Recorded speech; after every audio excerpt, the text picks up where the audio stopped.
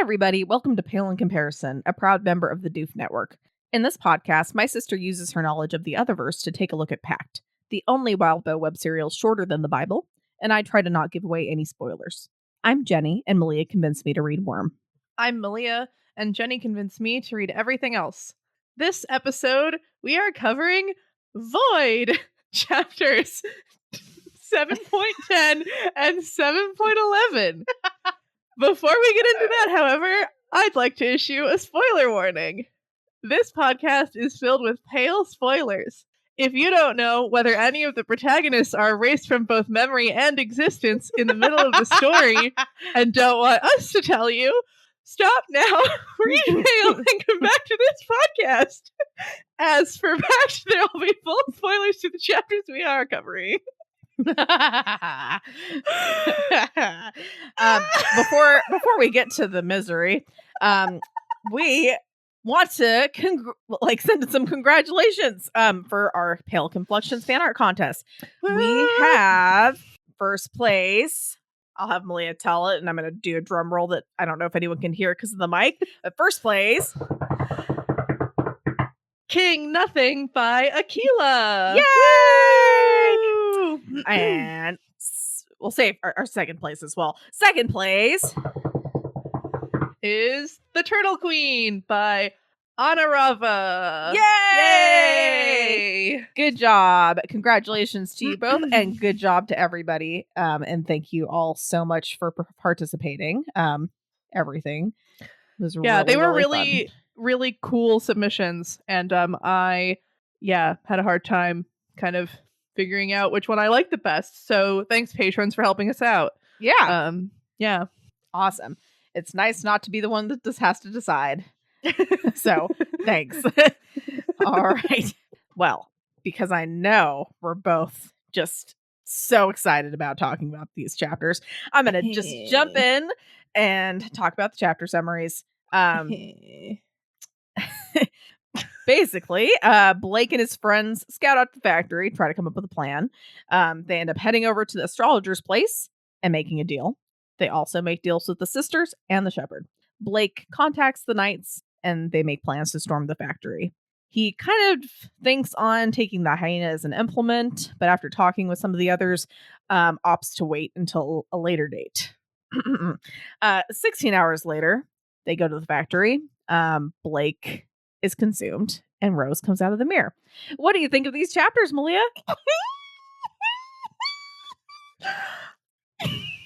Okay. I don't know what to do. Okay.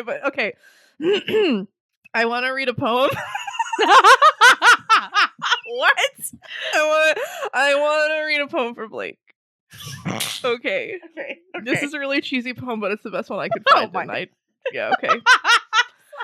Is this like a wake? This is turning into a wake for Blake. Blake deserves to be eulogized by me, if no one else. Okay, now go ahead. I'm sure it will be beautiful. I'm sure no one will ever the end is actually it. really, really horrible, but I'm going to read it anyway. Not how did he die, but how did he live? Not what did he gain, but what did he give? These are the units to measure the worth of a man as a man, regardless of his birth. Nor what was his church, nor what was his creed, but had he befriended those really in need? Was he ever ready, with words of good cheer, to bring back a smile, to banish a tear? Nor what did the sketch in the newspaper say, but how many were sorry when he passed away? I think they're still sorry, even if they don't know why. We can talk about it now. That was very sweet. That was very nice, Malia. I didn't expect you to read a poem, but I think that's very sweet. Yeah. Well, yeah. Any other thoughts, or is that pretty much just good enough for now? The thought about how, I don't remember if you led me to speculate about this or what, but like, I've been like jokingly speculating about like, what if Blake just dies? Ha ha ha. I hope you all had fun. Oh, we did. I don't know if you remember, but like, there was like, do you remember some of the discussions we had where you were talking about like how like it'd be like a worse fate than death to just like be forgotten by everyone. No, we're gonna talk about how I feel really bad soon, but we don't have to talk about that right now. Okay. All right, we won't talk about that yet. Well, in that case, let's dive in. Blake and his friends scout out the factory for information, and he kind of discusses Maggie again. Yeah. Okay. Yeah. I didn't expect us to be at the factory. I expected. I mean, yeah. I think I expected us to be like in an implement ritual with the hyena or whatever.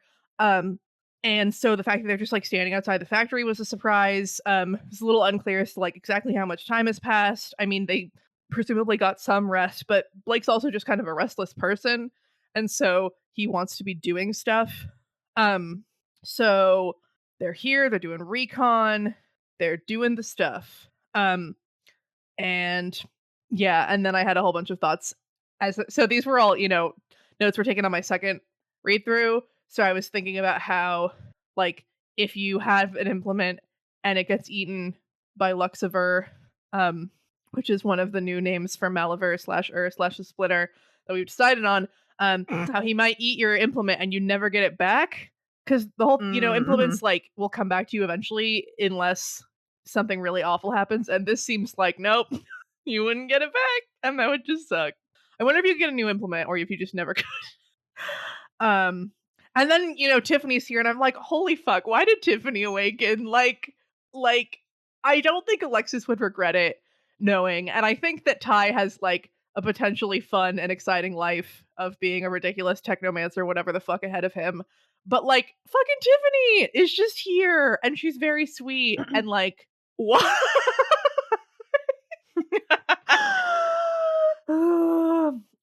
So I'm upset about Tiffany now. And Yeah. I'm upset about a lot.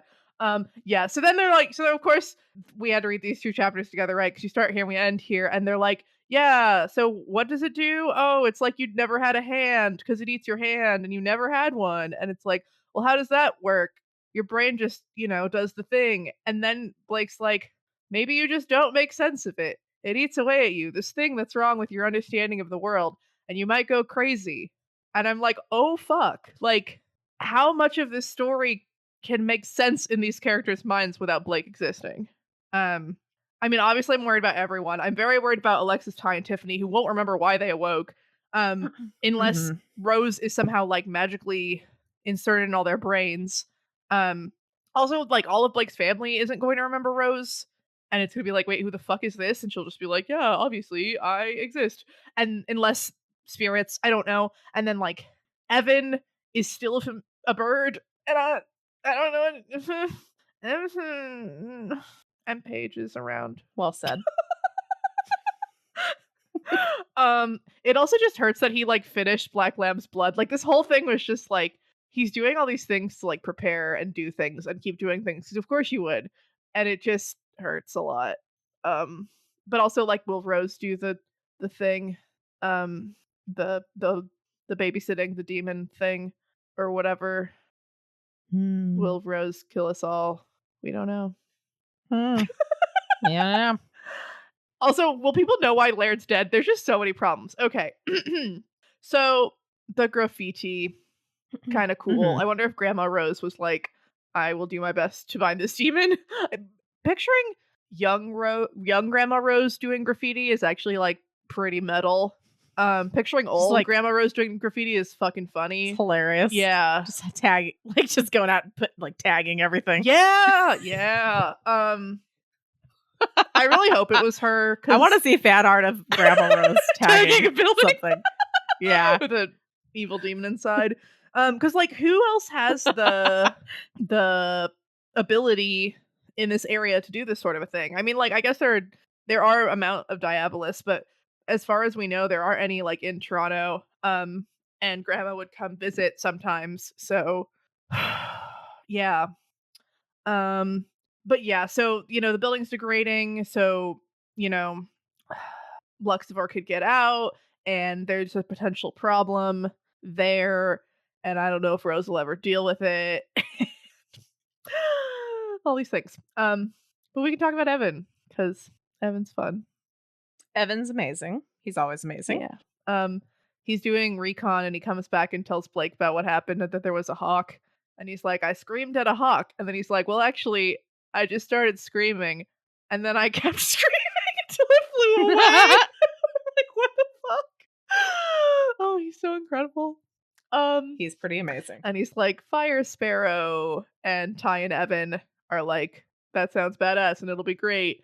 And it's pretty funny. And it's both like concerning when Maggie takes him seriously and talks to him about different options later, but also like great. Like I don't know, I want people to take Evan seriously. Which I think a lot of them do.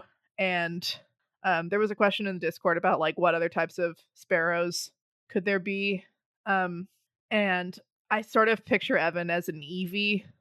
He's the normal type sparrow, and there's just so many options, right? There's the ice type and the water type and the electric type.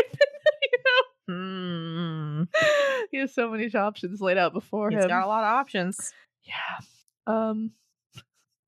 There should be a flying type Eevee. Yeah. Oh, that'd be cool. That'd be cool.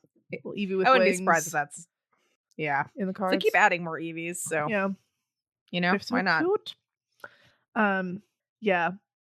And when he's like, Blake, did you hear the fire sparrow idea? Maybe you didn't because you're not even half as excited about it as I am. Like, picture me doing everything that I've been doing except I'm on fire. On fire. What the fuck? Like, you help Blake not fall over fairly consistently. That sounds like bad if you're on fire.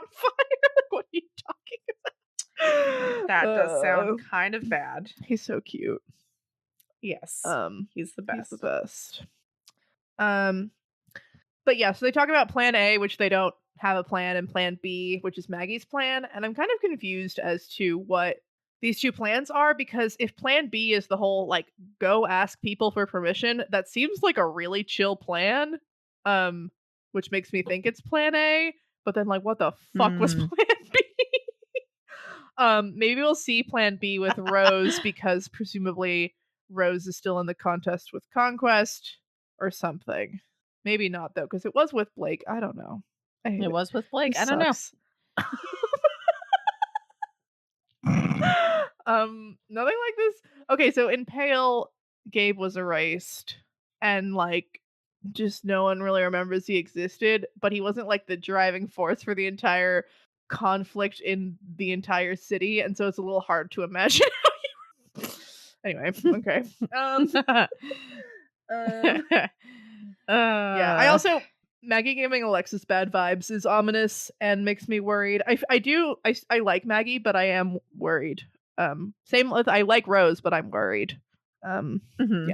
Yeah. Also, Jenny, what would happen, do you think, unless you can't tell me, if Luxifer got into Ty's phone? It'd be bad. Like, would it then manifest eyes and get into everyone who looked at Ty's phone? Would it like eat the internet? Good questions. I guess I don't probably. I don't understand the whole getting into your brain thing. I mean, I'm kind of thinking it just would open up to get anywhere, pretty much. So yeah, into his eyes, anyone who looks at it. That's kind of what I was picturing, but that would be bad. It'd be bad. Yeah. Yeah. Let's hope we don't find out. Indeed. All right. Should I get on to the next part? Let's do it. Okay. They end up picking up Maggie, and they drive over to the astrologer's place, where they pledge to help her with the sisters in exchange for her giving Blake permission to practice magic. Yeah. It is interesting. Blake is like, we live in the Great White North, and yet like I keep ending up in like tiny places that don't have enough room. But like, I don't know, the way this place is described, it just makes me feel like it's kind of like a Zed character who, you know, from the past, just like a super nerd who loves like cool tech and like loves people and likes mentoring and all that stuff. Like I just feel a lot more connected to her and her mentor when I think about like Zed. And I really love how she has this sentimentality and she has this attachment to these things that maybe aren't as practical and maybe hold her back in certain ways. because it makes her a lot more human, and I think that's why she was able to, like, empathize with Blake and realize, like, oh, like, it seems like the reason she was, like, kind of on his side was that she recognized, like, how hard he had tried to try to do these, like, good things, um, Mhm. whereas, like, and a big part of that is because I think she is very human and very sentimental, so I really love her, um, I like her conversation with Ty. I'm hoping that that goes somewhere and then he, like, gets away from diabolism. Um, like, none of Yeah, the 3 of them are officially in the diabolist camp, but it's still kinda scary. Um, and it seems like Diana could use someone else in her life, and that could be fun. that's true. Um, yeah, I also there was another question in the Discord about, um, the f the statement Blake says, "I couldn't help but wonder what kind of implement a guy got when his defining trait was an inability to commit to a path." Um, and this reminded me of Verona, like, Ty and Verona feel kind of similar to me and, like, you know, potentially loving the practice and just thinking it's so cool and wanting to really understand it, but also, like, not really wanting to pick. I Mhm. don't really know what would be a good implement for Verona, but I was thinking the first thought was like a compass. Um, in terms of Hmm. like a compass is useful even if you change your mind about where you're going. Um, like it's not a map, right? It doesn't lead you to like specific places, but it helps you figure out like and like orient yourself. And so even if you decide to change directions or destinations or whatever, it can still like help. Um, I don't know what all the like socio whatever the fuck implications are necessarily, but I think that could possibly be a cool one. You'd probably always know where you were on Earth or something, like what direction you were facing. Um, I also thought of like one of those Leatherman tools or whatever that have like 8 different little thingies. Tyler seems pretty hands-on, and so if you got one of those like super versatile things, maybe it could help him like be able to change things up and do a lot of different stuff. And Mhm. then I also thought of like modeling clay or something that you can like something really malleable that can change easily and still be good and useful. I don't know. Again, I'm not really sure what traits and use people would get from that, but there's probably cool stuff you could do with any one of those. So, eh. All right. So next stop, they go and see the sisters to deal. Woo! Um, their aesthetic is so good. It's just like these long hooded red robes where all you see is like their red lipstick lips. God, like fucking so good. Um, So good. not sure why one sleeve was longer than the other. I wonder if like the elder sister has like 2 full length sleeves or something. And I wonder if maybe they're covering up some tattoos or markings or something, but also like I don't know that their families are aware, so it probably can't be anything too weird or their partners might be like, "Hey, what is that?" Um so maybe it's just a like way to mark off the different levels in the circle.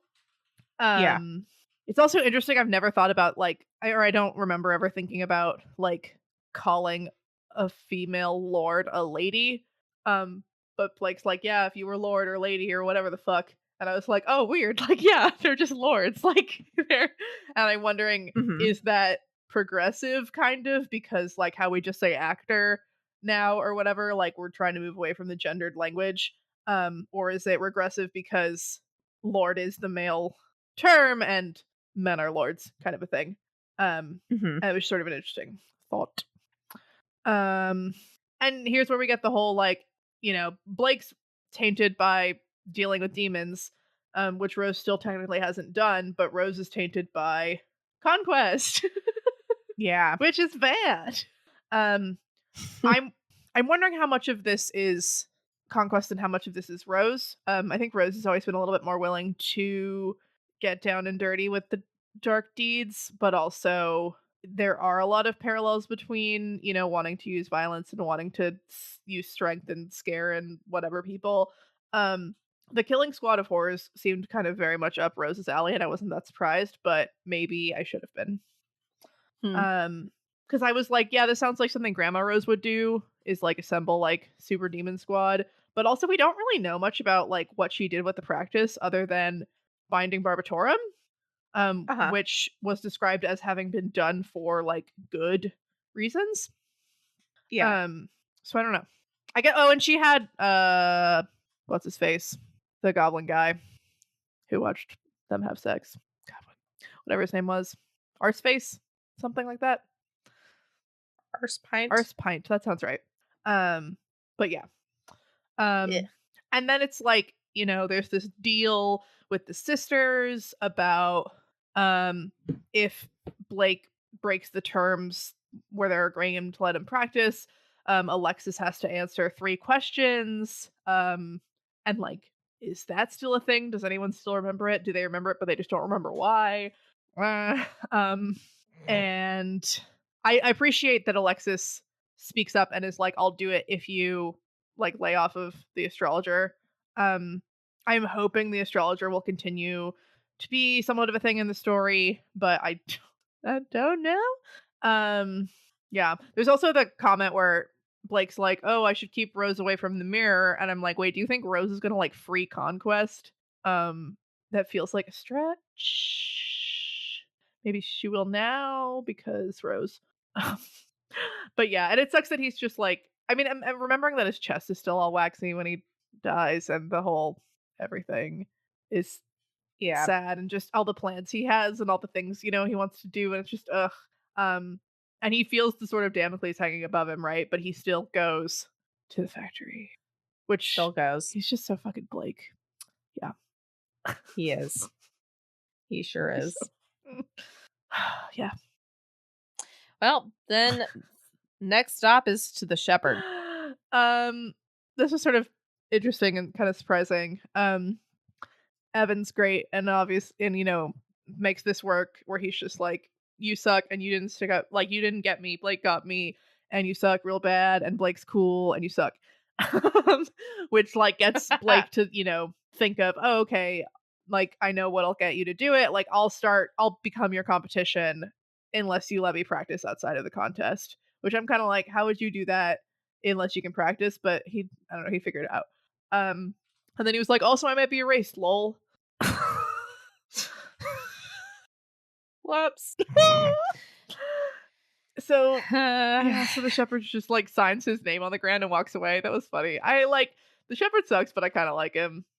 I think though, really, it's just like I mentioned this later, but he sends ghosts to help, and that just was really touching. Like, yeah, that was pretty cool. Like even like someone as like much of a shithead as this man is, and like self-centered and like all of that, can recognize like, okay, if he can prevent this would be good, or stop this thing, yeah, or whatever. It'd be nice. Well, after that, Blake, they decide to organize and meet up with the knights and plan for the factory. Blake almost takes the hyena as an implement, but decides to table that for now. So Walbo fucked me over, and I should have realized that he was not going to take the hyena as an implement, which is what I thought in the first place. Jenny also fucked me over, to be fair, but it's okay. Hey. So far in this story, that's my job. I've been kind of like, oh, I don't know how good Jenny is at like lying to my face, but now I know.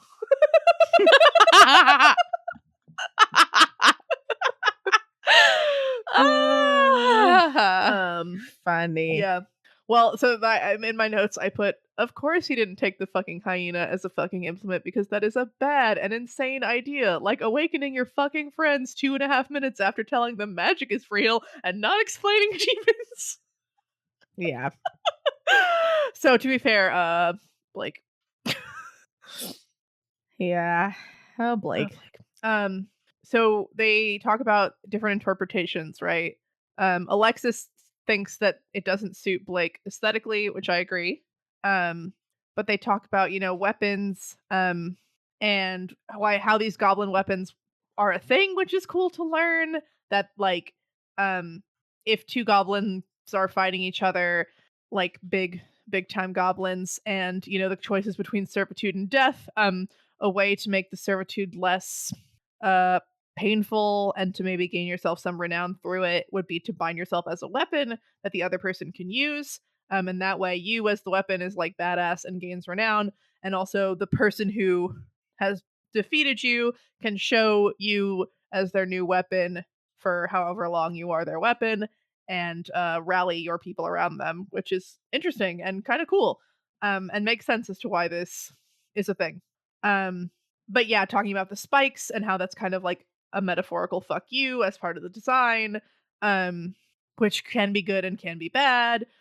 Blake seeing it as a symbol of the time he acted to better the world and he managed to succeed in that. But there are a lot of negative implications of this, but it's also really powerful, and Rose is really pushing him to take this because they need more power. I also had forgotten last week that the sword was broken, / I don't know if I realized at all that the sword was broken, and that's interesting and makes it different in a lot of ways. Ties like, if it's supposed to be your dick and it's broken, that feels like a bad symbol or something. That's probably not great. But Rose is like, yeah, trophies and shamanism, and it's the hyena was strong and durable and inspired fear, and that's something you want. And it's like, well, maybe we don't. And like, Blake trying to find a way that's not violence, and Rose being like, but what? It's just like, I'm worried about Rose, but also maybe Rose not in the mirror won't feel as desperate. Although maybe she will, because Hopefully she probably not. won't remember that she was ever in a mirror. But I don't know. Just be like, wow, I have this really old fashioned taste in fucking clothes. Yeah, I think she does though. She cultivated that. Yeah. It was interesting hearing about how Blake doesn't want a domain. Bless Thank you. you. Blake doesn't want to confine himself to a specific location. And Rose is immediately like I'm confined, and I'm like, bitch, he didn't do anything to you. Like, fuck off. Like, maybe he doesn't want to be confined like you're confined. He can't help you. I don't know what to do. All he can do is die. Like, okay, like, ugh. Yeah. But yeah, so I do think if he had gotten, something that had resonated, that'd be cool. And I don't know what would have worked, and we'll never know or something unless magic, but I don't think Wildbow's into like hand wavy come back from the dead bullshit. So yeah. This is really random. It just kind of took me by off. Is I was just Googling some trying to Google fan art because I thought it'd be fun to send you a couple that you could actually look at. So I put a couple links up, but I typed Rose Thorburn, and a picture of this actual like old lady like went on Google, and it said obituary, and I clicked on it, and it's actually like a real obituary for someone named Rose Thorburn, which, I mean, it makes sense that actually could be a real name. It just, anyway, it's not that interesting. It's not that mind-blowing. It just took me by surprise, so I thought I'd share that with you. Wow. But I did find a couple little fan art things for you to look at. One is a picture someone drew of Rose Thorburn, which I really, really like. And the other one is Evan at being his fiery self. They're both so good. So I've seen this picture of Rose before. Isn't that good? It's really, I really good. like that. I don't know where I saw it, and now it's like I'm I mean, it was like, oh yeah, she has cuts on her face because whatever, packed. But like with the haircut, now I know why it looks like that. Where I didn't really notice before that it's kind of uneven and stuff. God, and the clothes are so good. She rocks those clothes. Rose. Yeah. Fucking hell. And Evan's so cute. I'm sad. Evan's so cute. He's a fire sparrow, and it's the cutest thing in the world. It's so cute. Anyway, I wanted to show you those. So thank you. This is fun. You're welcome. And sad. Trying to bring some cheeriness before the crash. Yeah. But then, Rose is really kind of pushing him, and he's like, yeah, this feels bad. And she's like, Maggie, why don't you back me up, basically? And Maggie's like, no, if he wanted to, I would support him, but he doesn't want to. So like, nope, we're good. Let's not do this. Which I really appreciated. And I also appreciate that she was like, yeah, Rose, you should also not push him on this. Um, I am worried about what Rose is going to take as a familiar implement domain. Mm-hmm. Yeah. But Demon sword, demon house, actual demon. demon. Yeah, Harvey's like Corvidae, right? That'll suck. But maybe she's smart enough to not do that. Um, so yeah, and part of me is wondering if something about this whole being like, nah, it's cool. Like part of it is like, is it because you want the hyena, but also it's dead now, so maybe it's not that exciting to you. And part of it is, I mean, it's either just like Maggie's cool and doesn't want to pressure people into doing stuff that is kind of bad for them, or I wonder if it has something to do with the situation she's currently in, which is still a question mark in a Yeah. thrilling way. Um, um, All right. Should I move on to the next part? yes. Okay. The knights help to get lights and fuel set up around the factory. Isadora, the sisters, and the shepherd are there actually to help as well. Blake and Evan enter the factory. Yeah. Well, so before he talks to Maggie about, and he kind of is like, hey, like literally what's going on with you? And she still doesn't tell him, but I think she really appreciates that he's like, I mean, he says like we can stop this and we can go deal with your thing. Like, and she's like, well, Yeah. you might not get all these people back to help you, so like you should do this now. But also I appreciate it. Does I that help you feel less worried about her a little bit? Or no. I mean, I'm still worried in the like I'm worried for Maggie. I'm worried that Maggie will do something bad and dumb and stuff, but I think Maggie's, in general a good person. Um, but there's obviously something happening and it's obviously Yeah. not great. The judge. Oh, not the judge. Sorry. They tried with this one, right? They were like, let's go in the daytime. Let's calculate when the most sun is going to be in the windows. Let's bring these lights. Let's bring this fire. Let's like do the thing. Blake has a flare gun, all the stuff. And oh, I just hate it. Is Dora just there because she just is there?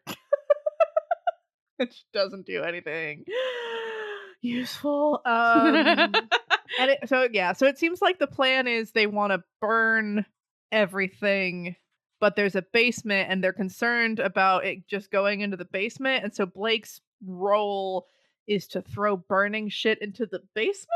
Is that right?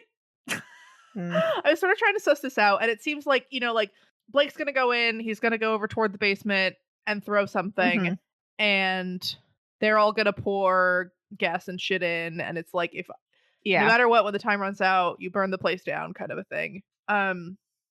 Which it seems like they don't do. Rose is like, abandon the mission. I'm like, bitch, burn the place down.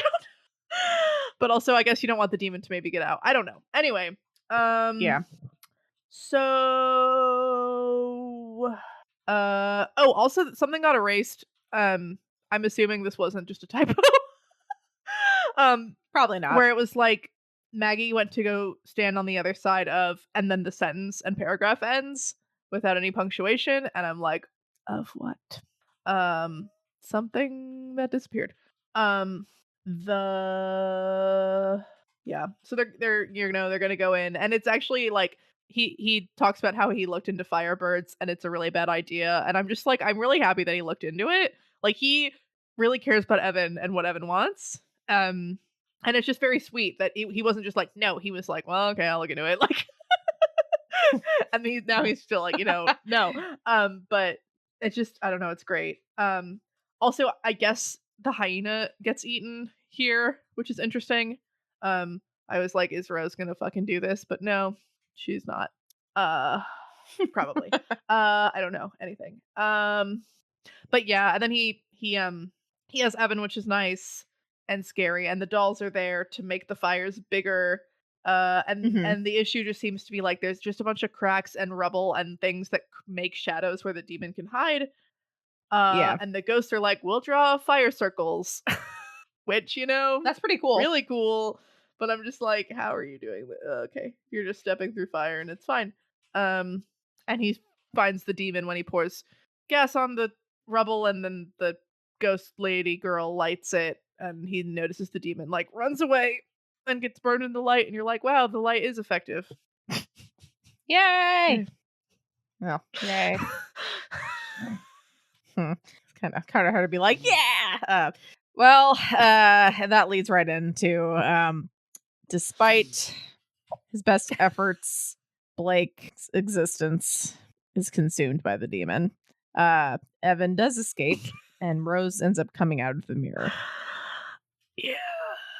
Yeah. This all just happens real fast. The demon drags rebar to try to make sparks, to try to light all the propane and shit that they're throwing in there, possibly to create more rubble and stuff and obstacles for Blake to be able to get out or something. It also makes the smoke that the demon can hide in, which Blake realizes too late. But Blake makes Evan leave. He throws him, which was good, and that demon doesn't get him, which is good, and I'm upset.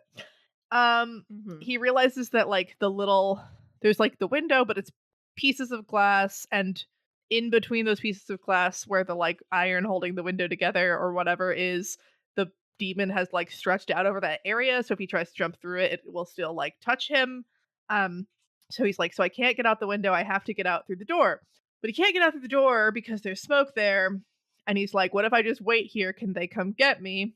But the demon can like stop anyone from remembering he exists by breaking the connections. And Blake's like, what if I shot the flare gun through the window? Yeah. And then he dies. Yeah. And it's really doesn't make awful it. that he thinks I could shoot the flare gun through the window when he's not next to the window. And it was just like, and I didn't make it. And I was like, what are you talking about? Like, what do you mean you didn't make it? And then we don't hear. Yeah. It's good that Wildbow puts this thing with Alexis in at the end, because if we hadn't had that, I probably wouldn't have believed the last line, or I would have been like, okay, well, something, whatever. But like, this is like, Yeah, like straight up. yeah. I mean, so she's really upset, and she doesn't seem to quite know why. Ty stops her and is like, we agreed. Remember what we agreed to, but like, is it just that they agreed not to go in? Like, they promised not to go in. And Rose is like, oh, fuck this plan. And I'm like, what? Does that mean you're not going to set the building on fire? Like, what? And then, Alexis doesn't, I mean, unless this was somewhat poetic or something, Alexis doesn't know who Evan is. And that was possibly the worst part of the situation.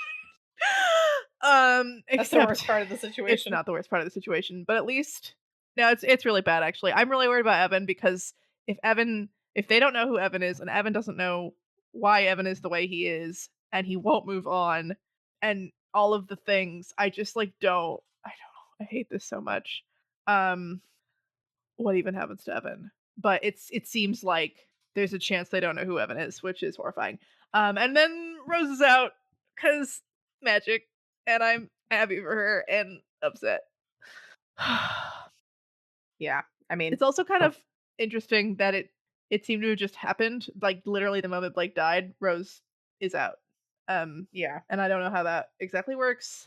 So I guess I'm just sort of assuming, or guessing, that Rose now doesn't have memories of having been in the mirror and thinks that her experiences are real. But I don't know how she thinks she got here or whatever. Because people can recognize that like we must have lost people or whatever. So like I think they all know that they lost someone. yeah, And maybe they can figure out like the person we lost must be the person that is the reason we know each other, and blah blah blah blah blah. But her just being out and like placing her hand on Alexis's shoulder makes me feel like she doesn't know, or she doesn't, that her brain has like fill the gaps, right, by erasing her being in the mirror or something. I don't know. Yeah, I mean, yeah. So do you think that she like thinks that, I don't know, like, I mean, obviously, that next. Well, here, we'll wait till we get to the prediction part. Okay. I'll wait for that. Okay, so our pale in comparison section. The only thing that really makes sense to talk about is like the Hungry Choir and disappearances there, right? So we can talk about Gabe, or any of those other, any of those other people. it's interesting with Gabe that what's their name? Gets made. Who's Rook's new assistant? Reggie? Yeah, Reggie. So Composite kid, right? yeah, is a composite of a bunch of the people who the Hungry Choir killed. Yeah. And that's really interesting. But I think part of it is that like the Hungry Choir waifs aren't erased from existence. They're just erased from the memory of innocence. Um, but like the Cannoteers remember Gabe and Reagan, and like other people remember and whatever. And so the spirits presumably remember them. And the spirits are trying to rectify that issue. But I don't know if something like Reggie could manifest from the Splinters shenanigans, because I don't know if the spirits remember Blake, which is an interesting and concerning thought. That is interesting. But because like the spirits were so fucking mad about Duncan doing some time travel, like it feels like erasing entire people from existence must make the spirits super pissed off. And it feels like this is something Isadora should have like put more energy into dealing with, because she hates that shit. But Yeah. but the spirits also remember and have to fix the shenanigans, whereas here maybe they don't. Yeah. I don't know if this is also a good time to talk about my story about my idea that like if no one remembers you and you don't like you're dead / don't exist, it's not that bad because you don't exist and you can't feel anything about it. I think that Sure. one of the problems is that I remember that Blake exists. And it hurts me. Cause like all those other people were just sort of like, yeah, that sucks. And I mean, like the thing is that like they can probably tell that something happened, and like the emptiness of not understanding and not knowing is probably like really awful and horrifying. Yeah. There's a I thought of a Legacies episode where they kind of talk about the problems with some of the issues around closure and like knowing what horrible fate has befallen your relative is really important for a lot of people, even if it's just the knowledge that they died horribly or whatever.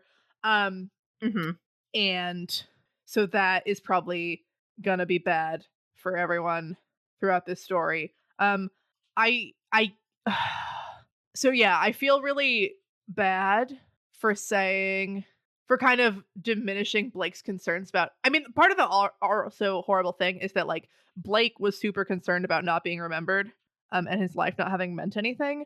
I think that even though no one can remember him, he left a large impact and that his life meant something. But knowing that Blake in particular was terrified of the thought of being forgotten makes this really painful. Yeah.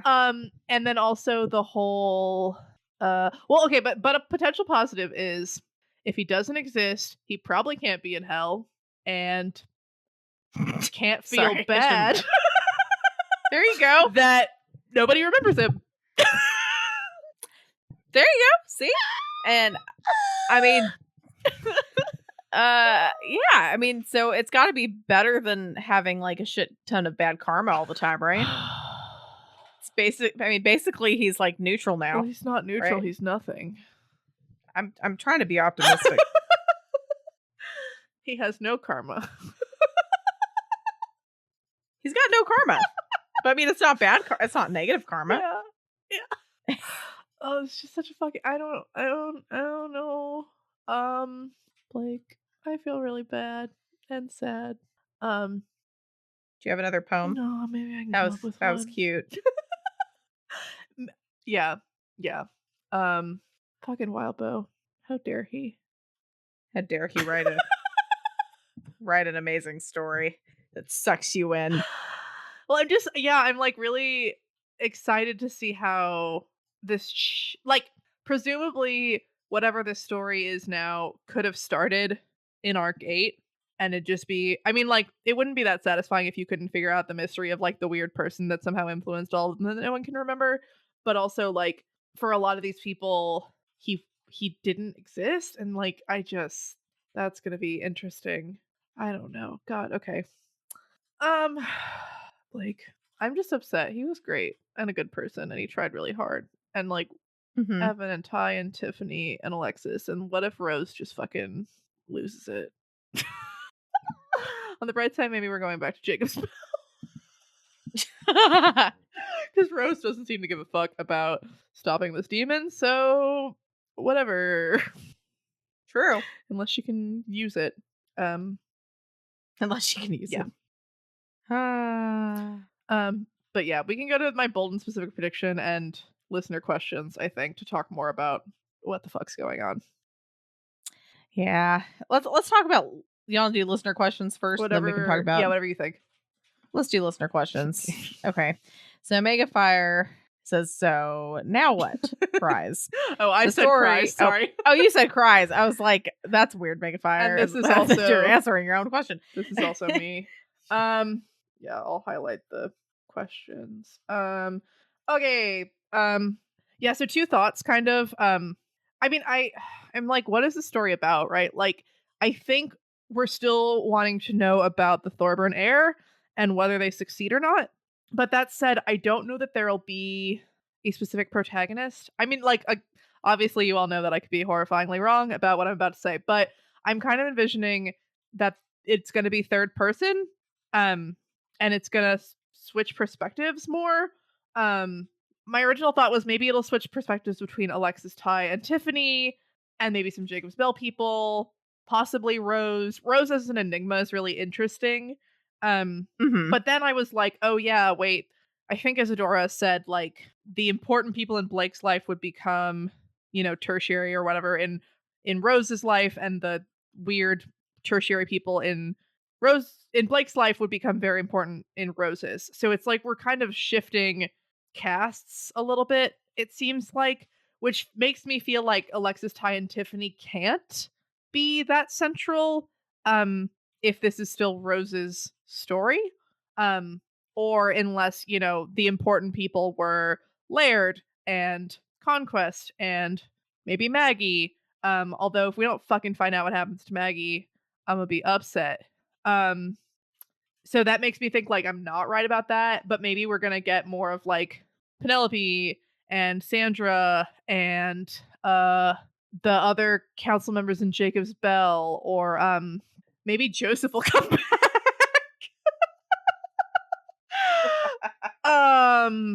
Or I mean, it's like we got to get more Paige, but Paige was all. I'm not sure how big of a deal Paige was in Blake's life exactly. Maybe she'll become more in the story. But yeah, that's I guess kind of what I'm thinking. I mean, or it's just going to be like first person Rose, and we're going to be like, what happens with the Thorburns? But I don't know. I see it kind of. I mean, I need to know if she does the damn thing and gets the house and all of that shit. Oh, Johannes! Johannes is gonna come back. She's gonna marry Johannes. Hold on. She's gonna marry Johannes? I mean, I thought Johannes was gonna be a really big deal in Blake's story, and he was really not a big deal. And so, how much bigger of a deal can you get than marriage? She has to find a man. That was part of the deal. Or she'll just fucking lose like Blake did, and they'll release the demon at the end of the story, and we'll learn that. Well, no, because this story took place. I think it took place in like the 2013, 2014 era. But maybe we'll learn that it didn't, and whatever the fuck. Oh my god. What if the demon that lives under Grandma Rose's house that comes out of the ground at the end of this story when all of the Thorburn heirs die was influenced by Charles and has come out of the ground to kill all of the lords of the area because of the Carmine exile. This all makes sense. Okay. All right. So even though they're not really related, you're making them related. Okay. The last there's supposed to be a third story that brings everything together or something. And they're in the same area, and we see the whole, Musser gets Toronto, and now some fucking whatever the fuck has Toronto. And yeah. Okay. I think you're stretching us a little bit, but I don't know. But that's cool. I don't know. Oh dear. I'm becoming like more and more convinced that there's a demon buried under the house, and we're gonna go back to Jacob's Bell and deal with that, and that'll be Maggie's third fire and darkness, blood and darkness thing. And but I also don't know if so like in I don't know if these stories are the stakes of the universe, um, or more like the stakes of particular towns in areas. Because a demon feels really fucking big level, big school, big problem. Mm-hmm. So, okay. Okay. Based on my reactions, like, am I selling you more on the demon under the house or less on the demon under the house? I think no matter what your reaction was, I'd pretty sold on the demon under the house.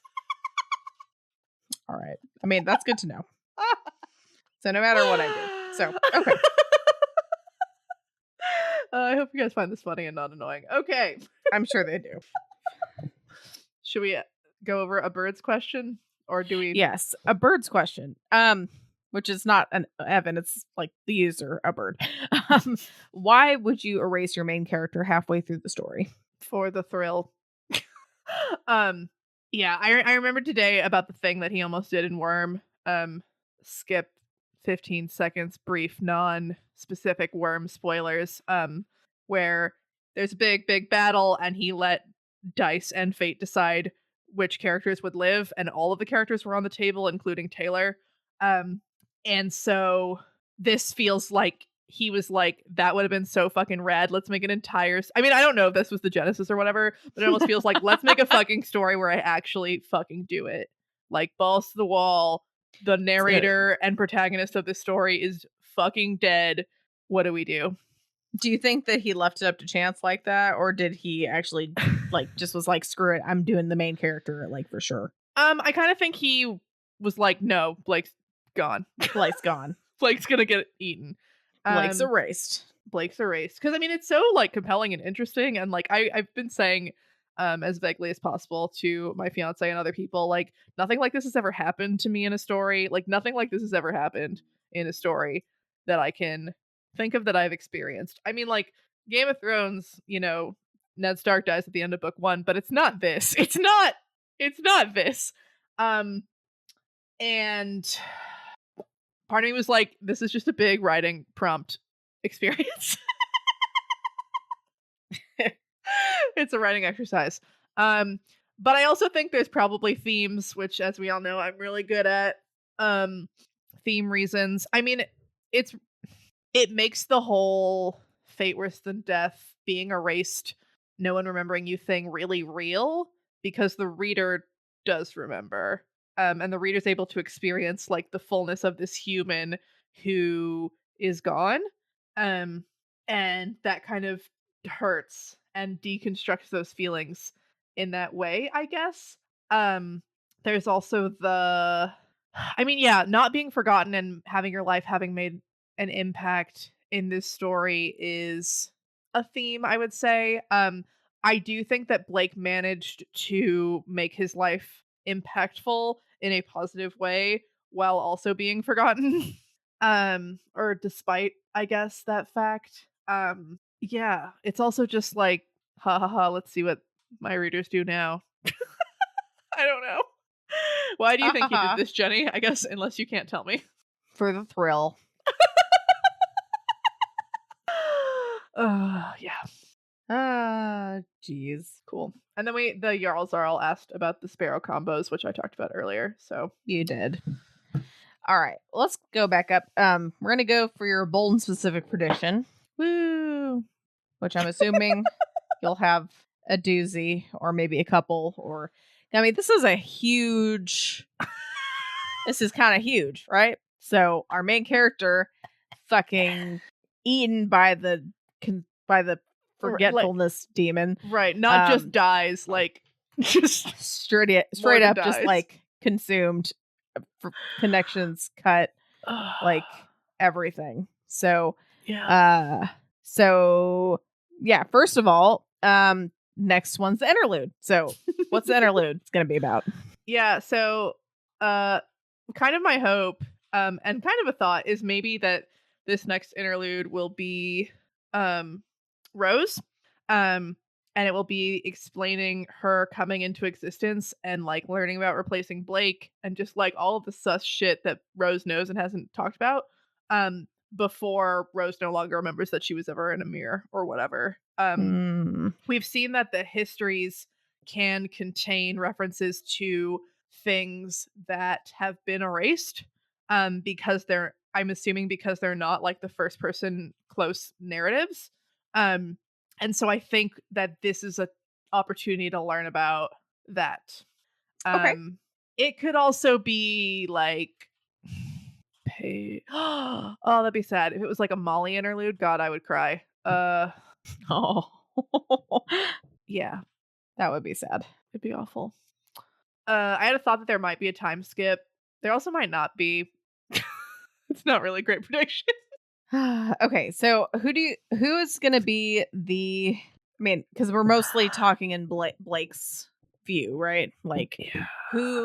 is it going to just be Rose? Is it going to be one of the Behames? Is it going to be It's gonna be Penny, obviously. No, I mean it's still. I mean the big question to me still is: will Rose complete Grandma Rose's criteria, and will she keep the house? okay. I mean this, but this story doesn't have to be. I really want it to be though. I mean, it doesn't have to be from Rose's perspective to accomplish that, right? We could get like the Duchamps and the Hames in Jacob's Bell, like trying to prevent and subvert or whatever.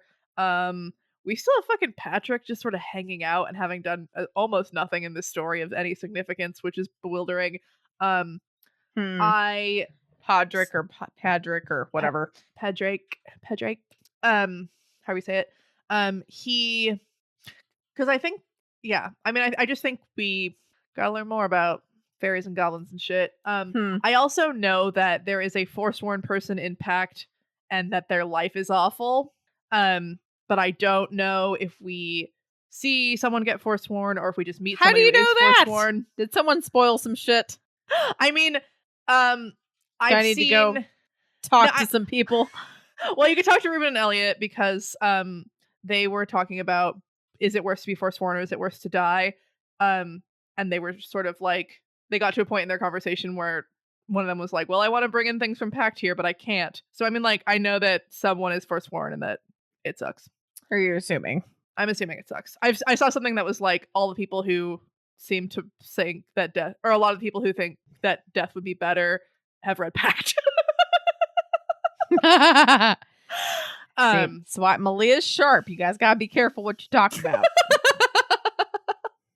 But I'm not sure. Like, I don't know. I almost feel like it's like Alexis or Ty or Tiffany. But I've been trying to watch people and what they've been saying and promising. I'm not sure how Blake being erased could affect anyone's oaths and crap. Because whatever. I mean, Alexis, Ty, or Tiff would be probably the most fucking tragic to be forsworn because they literally did this just to help their friend, and their friend no longer exists and they don't remember him. That is fucking tragic. Yeah. I don't think it'll be Rose. It could be someone who like becomes, because again, the people on the outskirts. No, he's not a practitioner. Who that gasp was like. I was like, what if it's Andy? But Andy's not a practitioner. Andy's gonna come back. Maybe. I'm excited. Maybe she'll marry Andy. Andy or Johannes. It's gotta be one of them. Andy or Johannes. What was I even talking about? Yeah, so I also just feel like fairies were a thing people were too freaked. Like, we don't know enough about fairies for them to be like as scary as I think they seemed in Pale or something. Okay. Yeah, I don't know. I keep saying this, but I feel like we're gonna go back to Jacob's Bell, especially if Rose, like, I think Rose doesn't want to die, right? So she needs to get power, but also they need to fulfill she needs to fulfill the thing, the conditions of the will.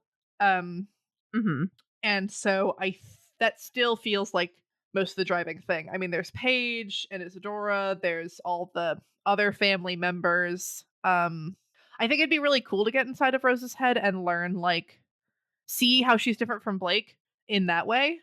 Mhm. And I think there's a really strong possibility that that's what happens, but I also think that, like, the weight of switching to only third person perspectives from now on feels very apt. But yeah, no, I have no idea. All the, like, anything I've ever seen related to, like, protagonist of Pact has just been Blake, so I have no fucking clue. Because I think people, obviously, this would be a huge thing that you wouldn't want to spoil for people. But yeah. I think that's right.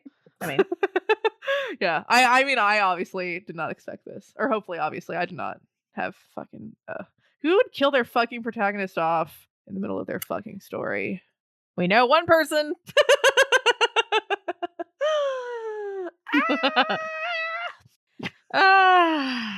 Just we've all been waiting for this, Malia.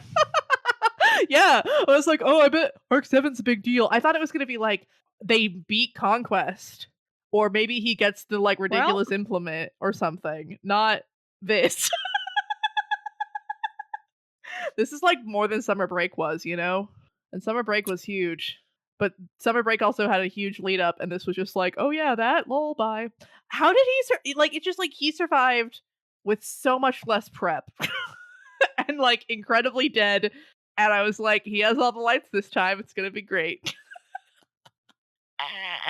I was like, why are we doing this at the end of this arc? This doesn't seem like that big of a deal.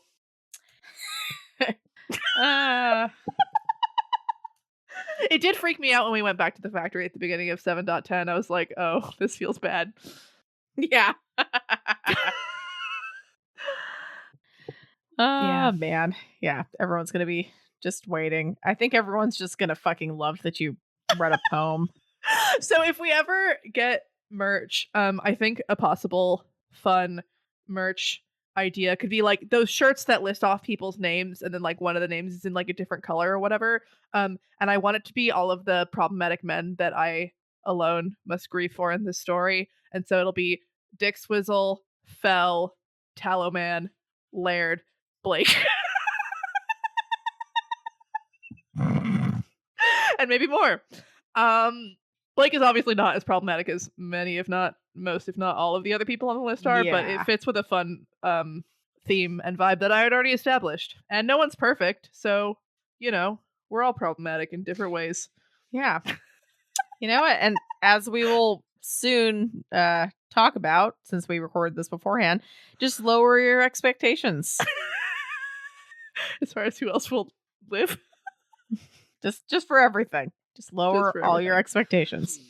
Yeah, it'd be really interesting though if, like, only, like, men die throughout the course of this story. But I mean, just those 5 is a really perfect shirt and list and everything. And they all actually have people who can and probably are mourning for them, with the possible exceptions of, well, I mean, okay, Fell and Laird all have people who are mourning for them, and Blake has people who might know that they should be mourning something. Maybe. Yeah. Might feel kind of bummed out. They don't know why. I'm so sad. I've just been feeling really bad about it and really guilty and really awful. And, like, part of me is like, Blake can't experience how much this sucks because he doesn't exist. And he didn't exist before. I mean, if it makes you feel better, he's never existed. Like, he's not real. So, like, heart. good lord. Mom was saying that Pale is becoming more real for her, which is funny. Because that is funny. I was talking about how I was upset, and Mom was like, oh no, did something happen in Pale? And we're like, no, it's Pact. And Jenny was like, but Blake doesn't exist. And Mom was like, they're starting to be more real to me. But yeah. I'm upset. Why do you feel guilty? I feel guilty for downplaying Blake's fears about not existing anymore. And how I was like, well, that's not that big of a deal because you won't even be sad because you won't exist. And no one else will be sad because they won't remember. It's so funny. I'm just like, it feels like someone who is really, really into, like, utilitarianism and thought it was like the best shit ever, and then they read Worm, and then they had to like question their beliefs, and maybe they still came out on the other side, right? Being like utilitarianism is still the fucking best, because there are a lot of things about utilitarianism that are like good and also very tempting and whatever, but like still gotta hurt. Yeah, no, that's true. Is there anything else you wanted to talk about?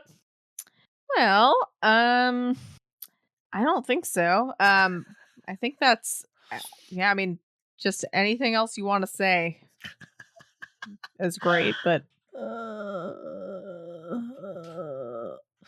I like Joel's gonna have this apartment and he's not gonna know why it's furnished and why there's food in the fridge and there's gonna be a bike and he's not gonna know why, and I'm really sad.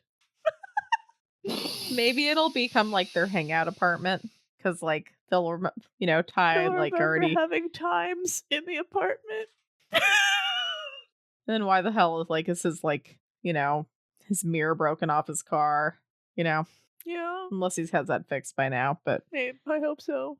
It also hasn't been that long. Blake yeah, that's true. Blake matters so much. Well, he did. He still does. Even if no one knows it. Even if no one knows it.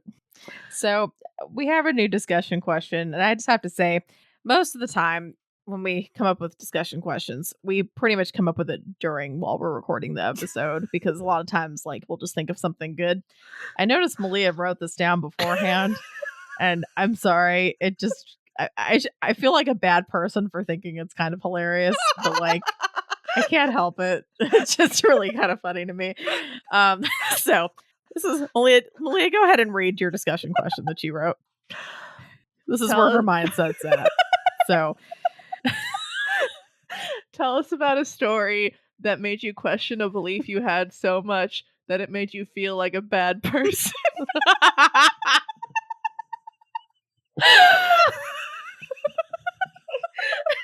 Malia, oh my gosh. If that's not a good discussion question, we can think of another one. Oh, it's great. It's great, Malia. Do you have another poem you want to read, or like a song you want to sing and dedicate, or I mean, you have been taking this voice lessons, so there's I don't think I could sing it. There's a song called Must the Winter Come So Soon. It's a Samuel Barber song in Vanessa, and I've been sort of practicing that one. And oh fuck, you just reminded me I need to start learning are you saying that you forgot? I don't remember the name of it. It's you don't remember the name of it. It's not Bach. I know. It's Gluck, Gluck, Gluck, Gluck, Gluck, Gluck, Gluck, Gluck, Gluck. Are you just really trying to ignore me? Okay, I need to start listening to Che Faro Senza Eurydice, but Eurydice in Italian, because we're gonna start working on that. And that's, Orpheus and Eurydice. No, okay. It's a Greek myth where there's a dude who he's really good at the music, and the love of his life dies, and so he goes down into the underworld. He's one of the only mortals that's able to go down there when they're still alive, and he goes down there and he like sings so beautifully and convinces Hades to let him take Eurydice back with him. And he's like, yeah, you can, but you can't look back. And so he makes it almost all the way out with her, but then looks back because he's worried she's not there, and then she disappears and goes back to the underworld, and it's really sad and awful. Okay, so I do know that story. I must have just forgot about it. You're trying to ignore me. I'm sorry. I'm not really sorry though. Yeah, I only had that one prepared, but I could look for more. It's up to you. Whatever you want to do, whatever will feel right to your heart, because as I'm already pretty sure, in my opinion, we should name this Awake for Blake. Okay. Well, one of my favorite poems that actually like, it's just like most of the poems don't apply to Blake, because most of them are like, you'll remember me and it'll be great, which isn't true, but here's what is that? Dang, now I feel like I should have started this episode differently. I should have been like, we've gathered here today to celebrate a man who's made an impact on all of our lives. And So true. even if you won't remember who he is, Oh my he still God. made an impact on the world, and everyone feels a little emptier in their soul for missing a piece of Blake. Oh, here's a. I don't know what this is, but okay. It might be by Christina Rossetti, and it's called Song. It's called Song. All right. Yeah. When I am dead, my dearest, sing no sad songs for me. Plant thou no roses at my head, nor shady cypress tree. Be the green grass above me, with showers and dewdrops wet. And if thou wilt, remember, and if thou wilt, forget. I shall not see the shadows, I shall not feel the rain, I shall not hear the nightingale sing on as if in pain. And dreaming through the twilight that doth not rise nor set, haply I may remember, and haply may forget. That's perfect. I know. It even had rose, and it had not quite a sparrow, but close enough, wow, had a nightingale, right? Wow. So it's perfect. Wow. Okay, I'm upset. Another one that I really like is "Do not stand at my grave and weep." Do not stand at my grave and weep. I am not there. I do not sleep. I am a thousand winds that blow. I am the diamond glints on snow. I am the sunlight on ripened grain. I am the gentle autumn rain. When you awaken in the morning's hush, I am the swift, uplifting rush of quiet birds in circled flight.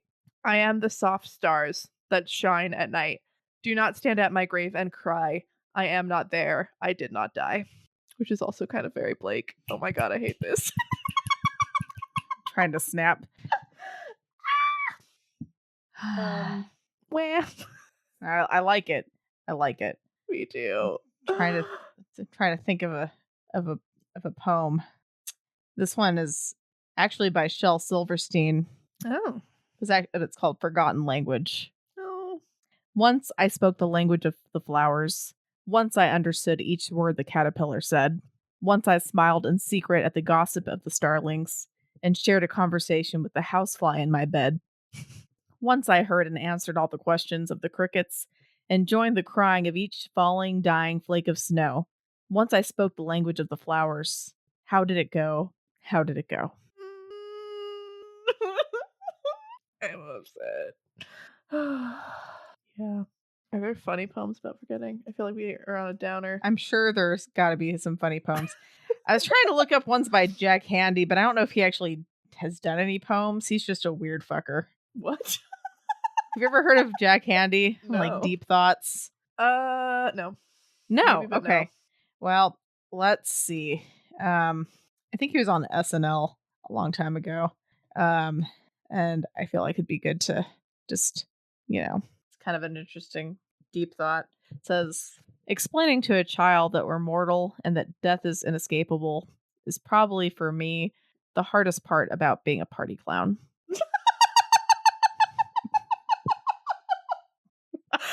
I think that's a really nice note. That's a nice one. It's a nice note to end it on. I think so too. I think that's kind of great. Yeah, it took a little while to find, but it was worth it. Yeah. So we can transition now into something we pre-recorded with Mom, which will brighten everyone's days up, where we talk about the previous discussion question and have a nice time. Okay, we're going to talk about our previous discussion question. We've got Mom here with us, and she's going to react to these because it's kind of fun. So basically, Mom, we had asked, tell about a time when you're really looking forward to eating something and we're super disappointed. Can I tell a story that's not the story you guys wanted? This is just a quick one. Here, we're gonna interject. So, Mom, you go, and then we'll tell a listener response, and then we'll back and forth until you're out of stories. They keep popping in my head. Now I'll try to talk fast. So this is a disappointing, like a very sad story. When I was probably 20 or so, 21, I moved from beautiful Hawaii to Denver, Colorado, to meet the man of my dreams, but I didn't know that. Which is also beautiful. The man of my dreams? Oh, And Denver. Denver. Yeah, Denver is really great. But still, you move from Hawaii and it was winter and I didn't know anybody. And it was just a crazy thing to do because you move someplace and I've never been there, but honestly, and this was before computers, but I'd seen pictures, TV and all that stuff was still happening. So I knew Colorado was really good. And so I moved there to see snow and to learn to ski. And just happened to meet Pat. But so I was really homesick, man. I mean, like my first week there, I found an apartment and I'm sorry, I'm going off on tangents, but I got this apartment not because of any reason, but that it had a fireplace because that is as good as you can get. If you're from Hawaii, it's like get a fireplace. I didn't have a bedroom. I had a sofa sleeper that was so uncomfortable that I pull the mattress off every night, put it in front of the fireplace and be like, oh yeah, this is the life, But anyway, that was my life for a little while. And, but I got really homesick. I remember driving around and like being kind of upset that there weren't any palm trees. I mean, I don't know. So, and then I saw this place that said something about, noodle shack or something and I was so excited. And so anybody who knows Denver, it was in the middle of this really bad section of Colfax, which I didn't know anything, but it was a bad area, I guess. And so I screeched into there and I thought it was going to be one of these places that has like 120 kinds of Simon, like, oh my God, you can get the 1-ton men, the one with the, kamaboku or the egg or the, this type of sauce. And I was like, oh, yay, Denver. And I drove in there and there were these just really sketchy guys in there. And it was cold. I didn't like cold. And I went in and there were like 3 bowls. I'm like, really? There were like 3 things you could choose from. And I was just so sad. And so I ordered one and it was just like soggy. It was worse than, the ramen that you get and you put boil water on, whatever. It was like all like spaghetti that had been boiled for 25 minutes, it was all soggy. And it didn't have anything fun in it. And I think I started crying like in my Simon, I was just at least with it added these some other flavor. weirdos sitting around and I was just like, I was just so sad. So that's my homesick Simon story, but that's all right. It got better. So yeah, yes, I'm glad it got better. My disappointment food story. Number 1. Number 1, right? I do have a couple. Yeah. Well, Manucos on Reddit shared a little story. Basically, they bought a banana flavored drink and were kind of excited about it. And it was really, really bad. So they proceeded to take it to a party so that other people would try it. And they were like daring people to try it. And apparently this one girl really liked it and she took it and she drank the rest of it. That's awesome. Make a friend. That's a good way to make a friend or a bad way. Jen, you could have done that with your sandwich. What would have happened? Ooh. I let Vitalis try a bite if that counts. And he said, yeah, this is disgusting. Okay, that counts a little bit. But I mean, if we had been going home, I would have just fed it to the deer. But we unfortunately weren't going home. I actually thought of a bad food story that you told me, Mom. So I'm kind of curious if this is one of the ones you have in mind. But what is it? You want me to tell it next, or you want me? I want to hear what it is now. Well, no, you're better at telling it anyway. But it's I think you're a hospice nurse and you went to visit a patient. And oh no, that's not the story. That's a different. You know one, what I'm talking about, though, right? Kind of, yeah. Where they were there were snacks on like the table that you started eating. Malia knows what I'm talking about. Like no, I'm thinking of a different hospice story. Where those 3 guys that really liked me, the 3 old fishermen. Where they barbecued stuff. One. Oh, really? No, that's a different one. That sounds like a good snack story. Oh, it's always good with those guys. They were great. I think you ate something you weren't supposed to, Mom. Like there was like you were talking with the family. At a Japanese patient's house. Oh my God. Tell that story. Tell that story. No, I don't even want to say it. If was it a friend's house? Yeah. It was your friend in high school. Okay, yeah. I thought it was a Japanese patient. Like, I don't know. Oh yeah, go for it. It's here. Go tell this. You have to tell it now. Oh, crud! It wasn't hospice. It was another Denver story. After I've gotten past the Simon thing, this was maybe a month later, and I was trying to make friends. So there was one person, Chris that I'd met out surfing because I stepped on Ivana and he had to help me with my board to my car. And Ivana is a sea urchin, okay, with the big black spikes. And so my foot was in bad shape. And so he helped me. And in the process of all that, we became friends, and he was moving to Colorado like right when I was. And so we exchanged something, you know. We didn't even have phones. I don't know how you connected with people back then, but however it was, maybe we wrote letters. It was like, hey, but anyway, so what was I talking about? Chris. Okay, so Chris was Chinese, and he had these friends that were from Hawaii or wherever they were. And so I went over there, and I was trying to be, the token Howley, and I was trying to be all just cool and chill and all this stuff. And I just wasn't. I was like I was nervous. I didn't know anybody. I was lonely, and I wasn't Chinese. And so I went into there, and they had these little they had a dish of something on the table, and I thought it was arare, and so I just was like, "Oh, I'll fit right in." Like and just a snack. It's like a crunchy thing. It's like a Hawaii snack. It's like shoyu on the outside, right? It's like a something. cracker. It tastes kind of a little. You put it in your popcorn or something. So I just started eating a couple of those. I don't like arare anyway. I was just trying to, fit in or something. And I was nervous. Probably was the most disgusting around, it's not my favorite. So it's mochi crunch. Yeah.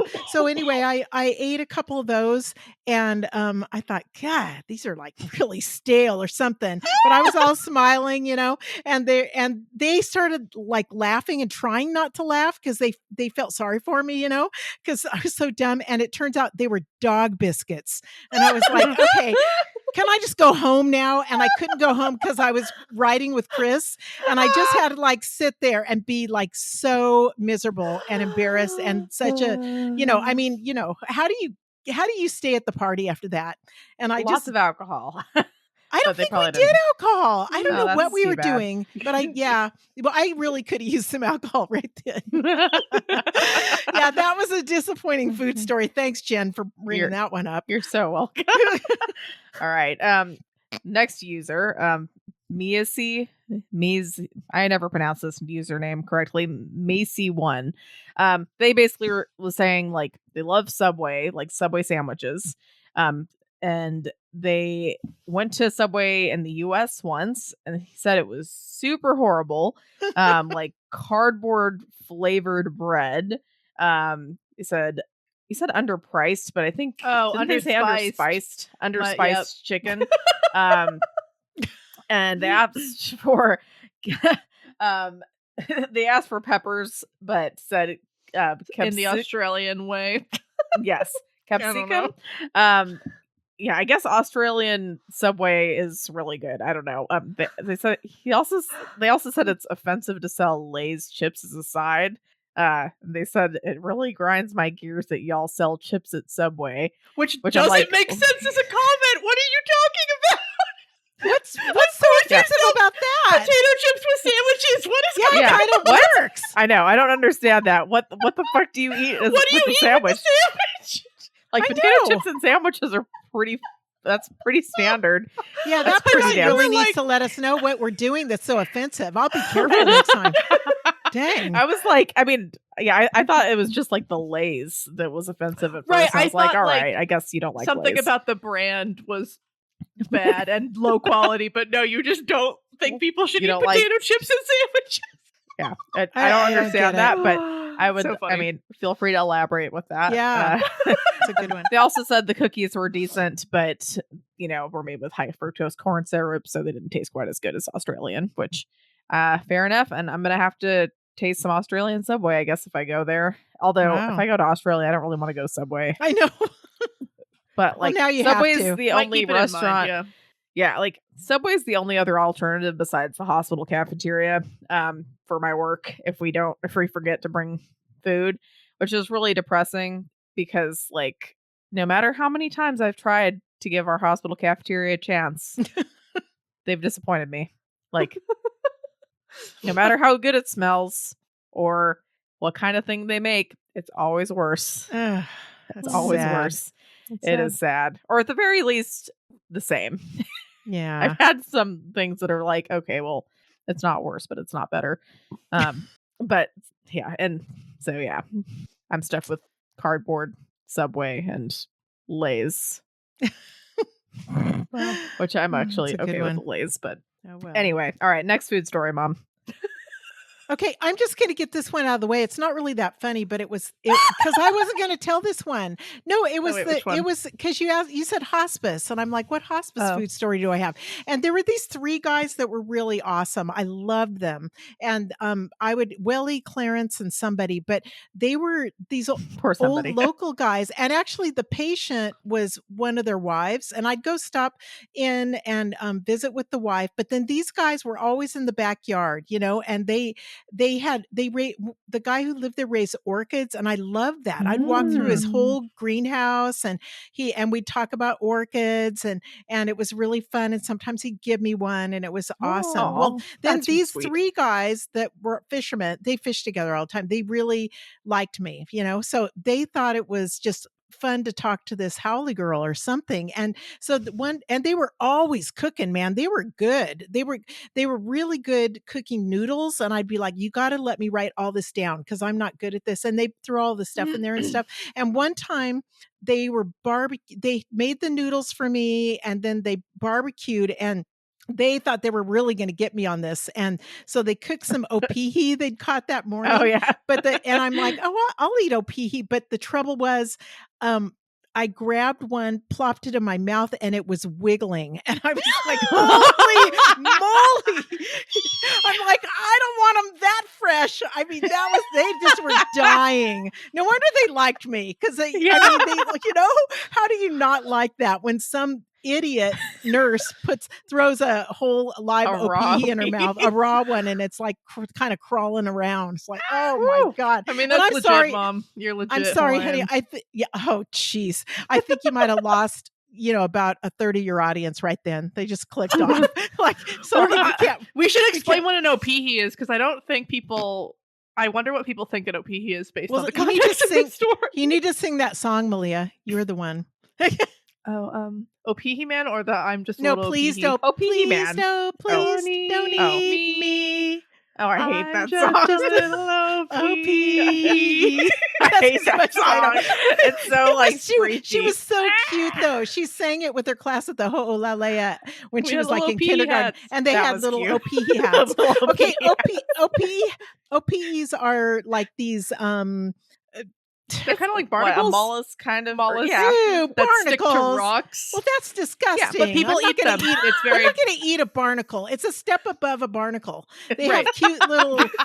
It's one step like above. A little pointy, like cone shell, basically. Yeah, if you were ever in Hawaii, you might have bought a cheap necklace with one of those shells on it. Mm-hmm. So there. But anyway, it like has this little. Man in the sun. Opihi Man. Back and run. Opihi Man, other swells. So basically, the Opihi Mans, they have to, at low tide, they go and try to grab all the opihi off the rocks as fast as they can. Yeah, because opihi, that's where they live, is on the rocks where the waves are crashing against. So it's really dangerous to pick those. So those guys risk their lives for me just to have a really good laugh, But anyway, it's just the inside little ant. Did I ever tell you I grilled some opihis once that I picked off? I overcooked the crap out of them though. So they were like, you probably heard my story, Jen. No, I just didn't know what I was doing, and it didn't occur like, oh, these things are tiny, so they don't need to be on the grill for like 5 minutes. Like they only need like probably 30 seconds or something. But I still ate them because it was like chewing like rubber. I'm sure they're good if they're grilled properly, but I was like, well, I tried. Yeah. I picked them myself. That's my story though. Okay. Good story. Well, Propaganda Pagoda was in North Carolina and asked for pizza recommendations. And so they ended up at this place that was very bad. So bad that, number one, they didn't save the pizza to eat later, which is not something that this person does. They always, most people are like, yeah, pizza, even if it's bad, it's good. But like this, no, wrong. And it was so bad that it inspired them to home make pesto. so that they went out and bought a thing to make pesto so that they could make their own pizza. Wow. To rectify the situation. Oh, that's awesome. That sounds kind of delicious, though. I gotta give them props. They made the best out of a bad situation. We should all do that. Like Jen, you can go home and make a decent chicken sandwich. That's true. Well, what did I have? I could make some good Simon, I guess. Yeah, Mom. Or OP. I think I'm done. Do you have the recipes from those guys that you wrote down? Yeah, I have the noodles. I have Why haven't you Willie's made us noodles. those noodles? I Mom, have. No, you haven't. I think I would remember Willie's noodles. Come on, because you're never home. Will you just come home? No, I'm serious. What do you want me to do? We were home for 18 years. Okay, if you guys come home again, I promise I'll make Willie's noodles, okay? That's it. Yeah, please. I want to try Willie's noodles. Okay. Are you kidding me? Amazing. Yeah. I would love. I actually found a Simon recipe because there's no freaking Simon over here in Texas. I haven't had a chance to make it, but I found it was apparently. I did a lot of Googling, so I don't know how good the recipe is, but it basically was in the Honolulu Advertiser or some kind of Honolulu thing, and it was or the Star maybe, and it was a Simon recipe with recipe for the noodles and everything. But I want to try Willie's noodles too. Okay, I'm down. Did you? You didn't tell another story. Yeah, you didn't tell another story. Tell another story, Mom. No, I've been telling lots of stories. I mean, I don't know. Well, we're saving the best for last, but you have to come up with at least one more. There's the one you didn't want to talk about that you could talk about. Oh man. Okay, I just this is where I can't believe I'm sharing this, but I just will because I don't know you guys and I'm never going to meet you. I know you two. But, everybody else, it's just fine. You have a good laugh over this. So I have no idea how this happened. But apparently, always a good start. Yeah, no, I don't, and I'm the one who made it. But I had so I made some kebabs one night. I like kebabs, and I made kebabs, and then I had some leftovers that were in the refrigerator, and I decided, ooh, there's not really enough, or I don't want to just heat these up for dinner. I'm going to make some fried rice. So I do not. I swear I don't know what I was thinking, but when we made fried rice when we I did. I was gone. So when we were eating our fried rice, all of a sudden people, this was the four of us, our family. People started commenting, "Dang, what is that in there?" There's a little hard piece and stuff. And as we were going through, honestly, I don't even know what to say, but I had apparently chopped up this stuff with the stick still on and just threw them all in there. Maybe I thought if you chopped it fine enough, you were. I don't know what I thought. I don't know what I was thinking. I think I thought it's easier to chop, when it's all in a row like that. Actually, I don't even know. But I know. And then I forgot about the sticks. I just grabbed the pile, threw it in the rice, started cooking it in my wok, and was like, "Oh, yummy fried rice for dinner." And then, so I forgot about that. Yeah, I know what happens. I mean, it tasted good, to be fair. Just you can't eat. I mean, who knows? It's like picking the bones out of a trout. Have you ever had to pick the sticks out of your fried rice? Well, yes, me and Malia have, Mom. Okay, yeah. Okay.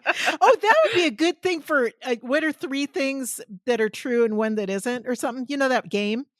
Oh, yeah. Whatever that is. I've got to remember that one. I picked the sticks out of my fried rice one time. Except they would know. They would know. That's just too weird. Anyway, okay. Next. All right, let's see. So Beleg Tall says this discussion question reminds them of what happened to Verona and Pale, which I don't know if you're at that part. I don't remember, Mom. When Brett said he'd get her Kilolo dough, and then he canceled basically, and they experienced such secondhand disappointment. They end up going to Beaver Tails, which is the real world equivalent to Kilolo dough, to get. You wrote a donut, but it actually wasn't a donut. It was a deep fried piece of dough with cheese and garlic on it. Cheese and garlic makes it not a donut. You're right. Sorry. yeah. I mean, at least I've never aren't heard there of a donut savory like donuts, Malia? Maybe, maybe but not. no, like Maybe not. but this one looks That's another more like. question. I mean, I don't know if I could show a good picture to you guys, but this doesn't look like a donut to me. Oh, there it is. Ooh, yummy. Oh, looks exciting. That looks decent, though. It looks good. Yeah, the leg tall. Good job. All right. So we do have one more listener thing after this. I don't know if it's like having the big funny family story and then a listener after that works, or if Mom should try to come up with one more and then we can do the. No, let's just hear the listener. How about you come up with one, Malia? Because I've told Malia. mine and Mom's told plenty of hers. Oh, something disappointing. Something disappointing.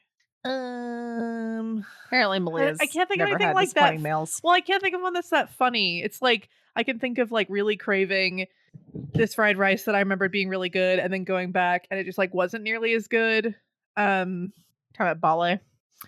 No, one here in Texas. One time it was like it really hit the spot in terms of just like the Calrose rice flavor and the like light shoyu flavor, and it was so perfect and wonderful. And like 2 days later I was like, I need that fried rice again because I'm upset, and I ordered it and it was the saltiest fucking thing I've ever experienced. I was like, how did you do this? Like, how did you do this bad? They spilled the salt shaker. I don't even. Whoops. Yeah, like it wasn't like darker from shoyu or whatever. It was just like salt, and I was like, ah.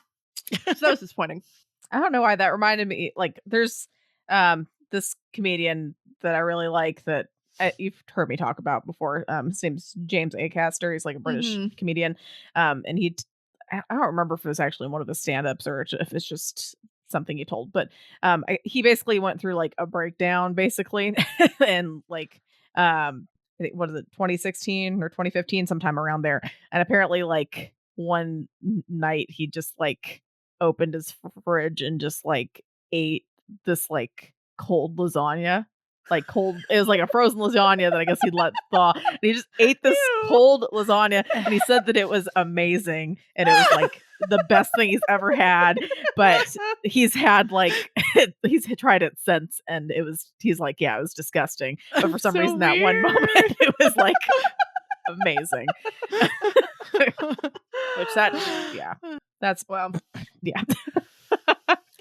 All right. Now onto the story that you might be completely underwhelmed by hearing. Oh no, wait. First, it's the last listener. Oh, that's right. So Code Zeta, I'm sorry about that, was in Sao Paulo. And Sao Paulo apparently has a lot of like Italian cultural influence, and they wanted pizza, and so they were like, this will be great. We're just going to go to this like really highly rated pizza place in an expensive part of town. And so they went and they got this like salami goat cheese pizza. They also clarified that they don't have like super like high, like they also enjoy really like Domino's-y, not great pizza. And so they're trying to say like, I'm not just like a super pizza snob. It's the qualifier. But they order this pizza, and apparently the pizza tasted just like bread. Like that's it. And there were these like fruity water expensive drink things that also just didn't taste like anything, and the service was really bad. There was no music because it was in like this mall that had a grocery store underneath, and so you just heard people in the grocery store.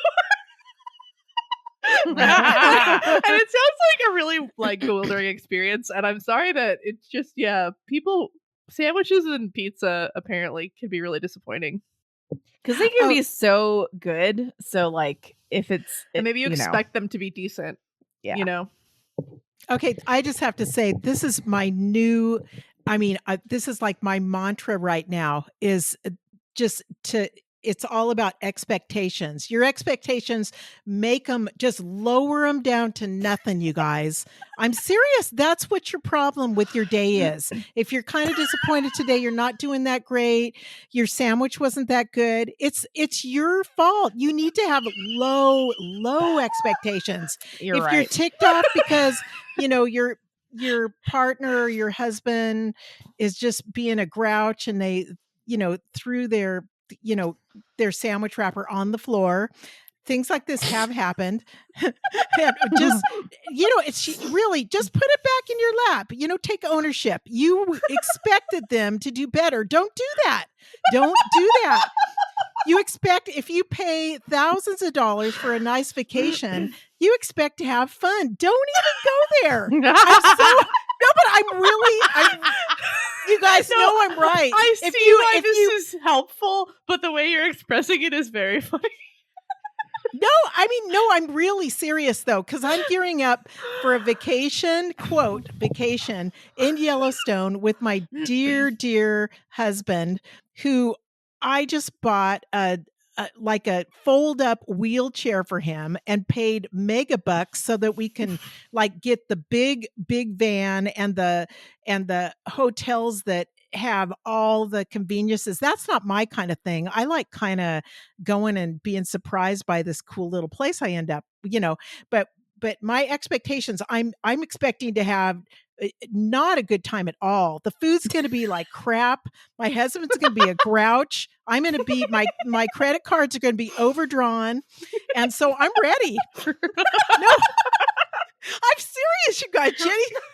Okay, so there. I'm sorry, but that's your food thing, Jen. You expected something good? Well, hey, I did. Whose fault right. is that? I mean, you could argue that maybe they shouldn't maybe they shouldn't charge $7.50 for a sandwich that's 2 or 3 days old. But you're right. It's expectations. I should have just expected them to have stepped on it and spat in the food, and then I would have been pretty happy with that. Expect mold. Expect whatever. You've got to mold. Yeah, expect mold. Your expectations have got to be really low for anybody to have a happy life. I want everybody to think about what they're going through today. Are you in traffic? Well, hello.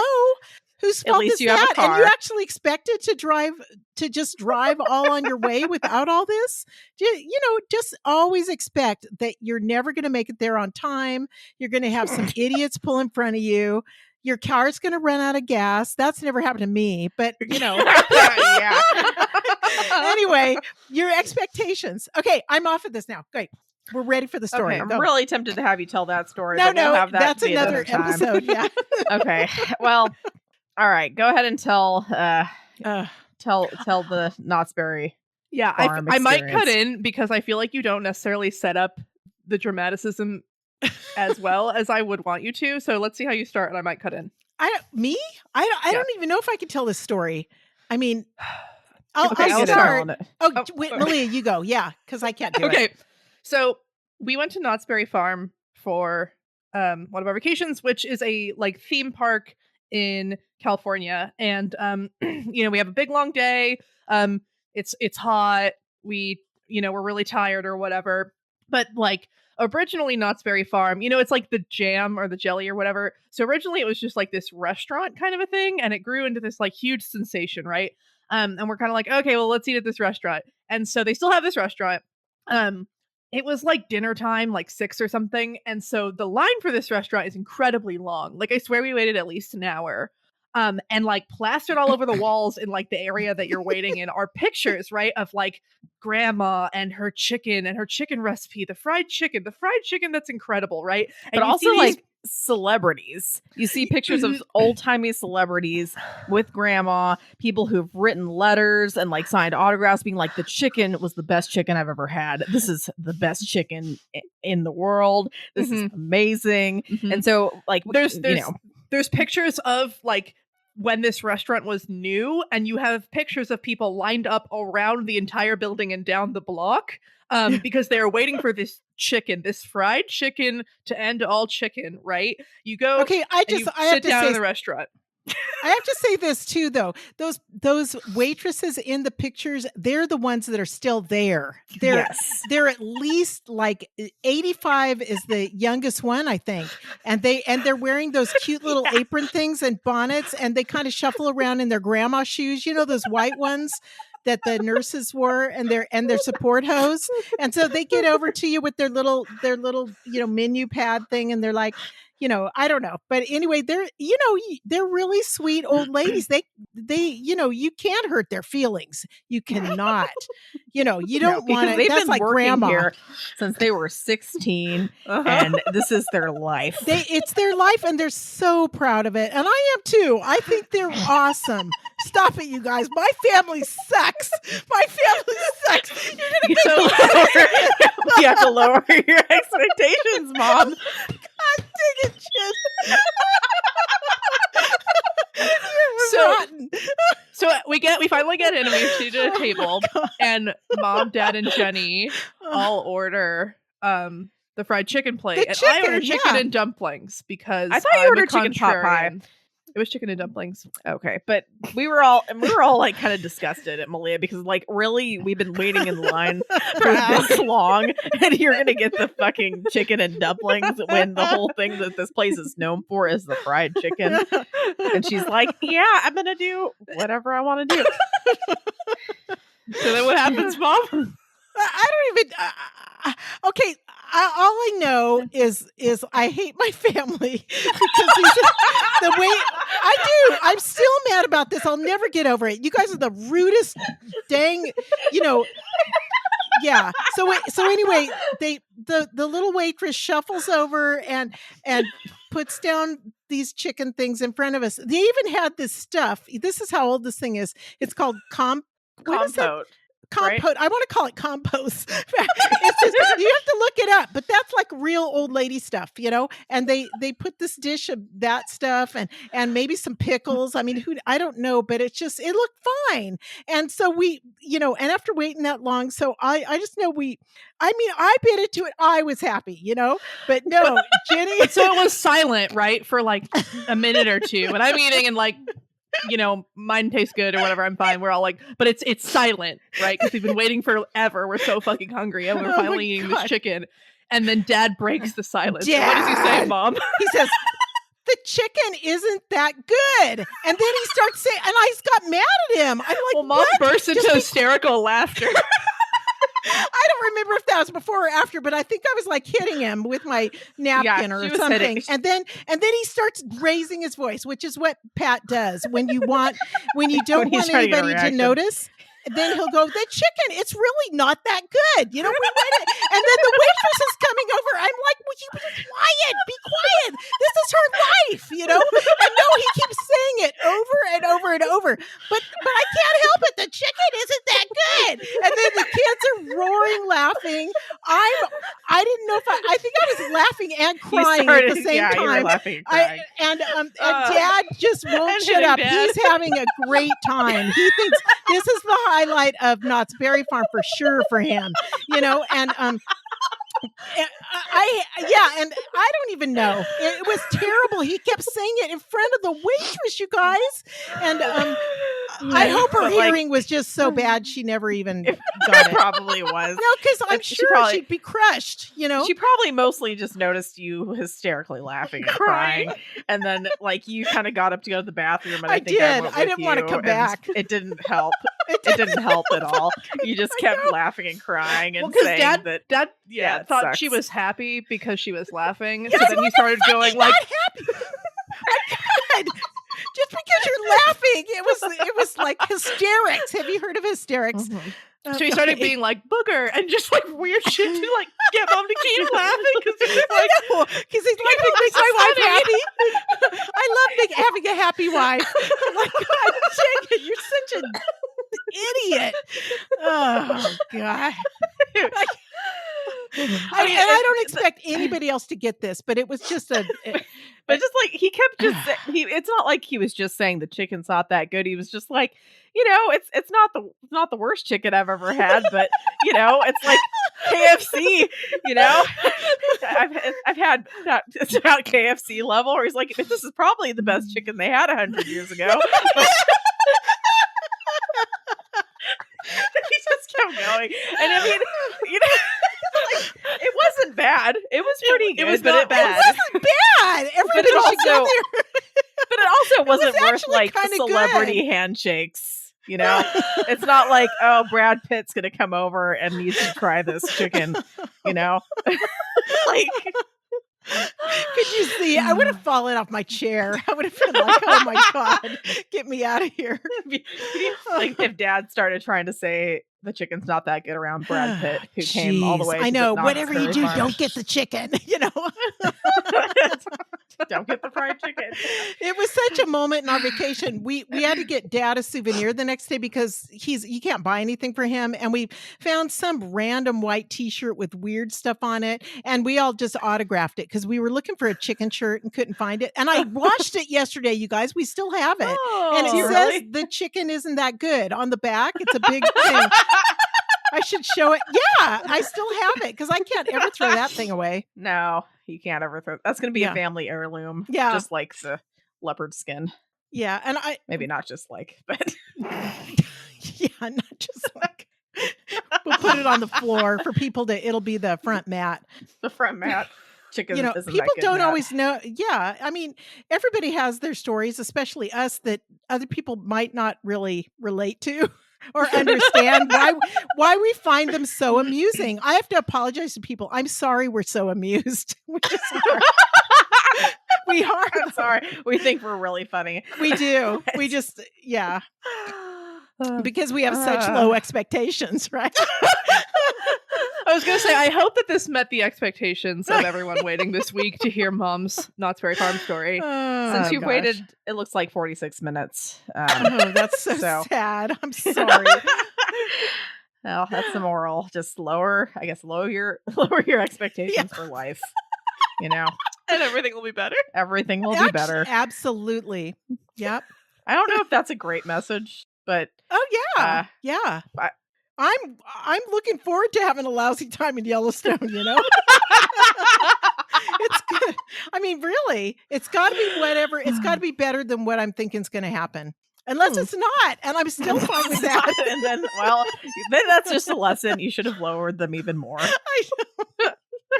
Oh, God. Oh, jeez. Well, thanks for coming on and taking the time, Mom. I bet all of our listeners appreciate a fun romp after what will surely be me being very depressed for the rest of this episode for reasons I can't explain to you. So, okay. Oh my goodness. Okay, I guess. I appreciate this. Yeah, that was kind of fun. And Jenny, sorry, I'm going to the post office now. So it's your fault if your children's Easter package of goodies is late. Well, luckily I have very low expectations for them to care. And they probably don't even have a clue what Lily shouldn't be eating chocolate yet anyway, and Miko. Well, come on. This is Grandma's thing. I want to give her her first Easter chocolate egg. Oh boy, okay. That might kill her. We haven't given her chocolate yet, but maybe. Yeah. I think that's like really lowering your expectations, Malia. I mean, I don't like. That's what Mom said. Like, not kill it in a literal way, just kill it in a like metaphorical way. Oh my gosh! I'd be like, expect everything to kill you, death. and you'll be and you won't be disappointed. As long as you live through the rest of your day, it's gonna be a good day. Yeah. Wow. Oh wow. Okay. Well, that was kind of fun, you guys. So I'm off to do my day now. Yeah. All right. Cool. Okay. I want to see that shirt sometime. I forgot what it looked like, but take a picture are you guys and send still it, talking? that'd be nice. I'll take a picture and send it. Do you think I was thinking? Who? What? I think she means recording. Oh, okay. I was like, can you not hear me? Are you still talking when to I me? go to the post office now? Sorry. I'm not that far off, Jen. I know I'm getting there, but no, I still have some sense of reality. But I'll text it to you and send you guys a picture so you can enjoy the memory. Thanks, Mom. All right. I appreciate that. Thank you, Mom. Okay. All right. I'm gonna end this recording. Okay. Bye, Mom. Thanks for listening, everyone. If you enjoyed this episode and you'd like to help support the podcast, please subscribe, share it with your friends, and leave a rating and review. To support our podcast, go to patreon.com/doofmedia. And if you'd like to support Wildbow as he continues to write fantastic stories, go to patreon.com/wildbow. You can follow the pod on Twitter @PaleComparison or send us an email at paleincomparisonpod@gmail.com. Keep an eye out for our Reddit thread in r/parahumans, where you can answer our discussion question and share your thoughts on this episode. In addition, if you would like to see all of my predictions laid out, check out our episode description for a link to a prediction tracker. Next episode, we will be covering Chapter 7.x. All right. This is a fun fact I just came upon, and we'll have to ask Ruben and Elliot if it's true. Apparently, in Melbourne, Australia, they love their trees so much that in 2013, they assigned each one an email address so the public could report any problems that they noticed. But instead of sending messages about issues, people began writing love letters to the trees. Oh. So people send love emails to trees in Melbourne, trees. Australia, which is very sweet. Apparently, one of them, it says, "My dearest Ulmus, as I was leaving St. Mary's College today, I was struck, not by a branch, but by your radiant beauty. You must get these messages all the time. You're such an attractive tree." Oh. Oh, it's so good. That's so good. That's so many email accounts. That's a lot of email accounts, but people love trees. Let's see. There's some other ones. It was like, this one's not really a love letter, but it's like to golden elm tree. 2015. "I'm so sorry you're gonna die soon." Holy fuck. "It makes me sad when trucks damage your low-hanging branches. Are you as tired of all this construction work as we are?" I'm so tired you're gonna die soon. Isadora to Blake. Or I'm sad you're gonna die soon. But you know what? It's at least they get some nice. I thought that it was saying that the trees. Oh no, it says some people have received replies. What the somehow. fuck? So someone wrote to, "Dear Greenleaf Elm, I hope you like living at St. Mary's. Most of the time I like it too. I have exams coming up and I should be busy studying. You don't have exams because you're a tree. I don't think there's much more to talk about, so we don't have a lot in common, you being a tree and such, but I'm glad we're in this together. Cheers, F." Then the tree replied, "Hello, F. I do like living here. I hope you do well in your exams. Research has shown that nature can influence the way people learn in a positive way, so I hope I inspire your learning. Best wishes, Greenleaf Elm Tree." That's so, what's the word? Wholesome. It's very wholesome, which is kind of nice. That's so nice. Someone even asked, someone ended up talking politics with a red cedar. So, "Hi, tree. Are you worried about being affected by the Greek debt crisis? Should Greece be allowed to stay in the European Union? Regards, Troy." "Hi, Troy. I seem to remember the Greeks razed you to the ground one time. Are you still angry at them?"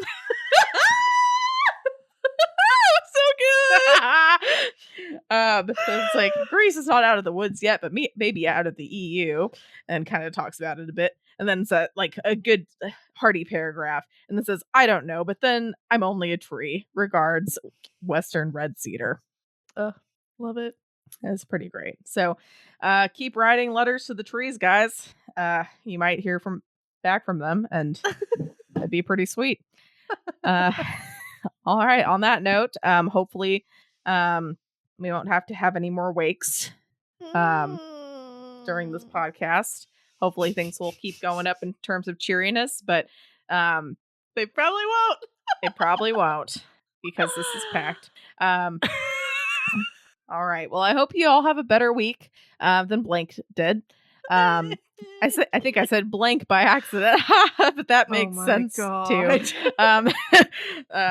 Sorry. I hope you had a better week than Blake did. And we will keep talking next week. Yay! Bye. Bye. Bye.